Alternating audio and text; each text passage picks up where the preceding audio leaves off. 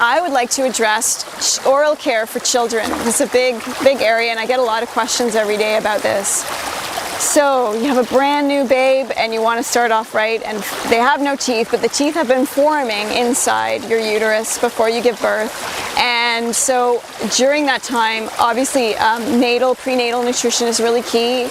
Again, the fat soluble vitamins A, D, and K. And obviously breastfeeding. Breastfeeding is great, and that takes care of the teeth for a long time. You'll see a lot of there's a lot of research you can look up into where our babies are being bottle fed and then they have total rot of their front teeth and those kind of things. So the other thing to avoid with children is any processed food whatsoever, and of course any processed juices. And yes, that does mean apple juice from the health food store. You want to keep it to water and breast milk. So that is key. And then as the child gets older and they start eating some more normal foods, you want to include, again, the fat soluble vitamins and keep things really pure and healthy. And then as they get the teeth in, you do want to take care of them and you do want to start cleaning them. One thing you can do is just take salt water and a cloth and you dip that in the salt water, and then you can wipe each tooth as they come in, just to make sure that it's clear of the salt, clear of any food and acidic buildup. So that will help your child go to their adult teeth without any cavities. And it's very key for children to not get cavities when they're little. And this is important for when the adult teeth come in. So that's definitely something you have the chance to start them out right in life and to avoid cavities as much as possible.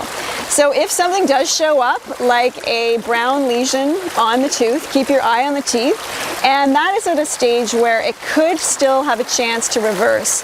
When that brown lesion comes in, the dentin, which is inside the tooth, sends up something called odontoblasts, and that's actually sending new cellular growth to that area. And if you can halt the cavity, that area that was brown is actually got really hard, strong enamel.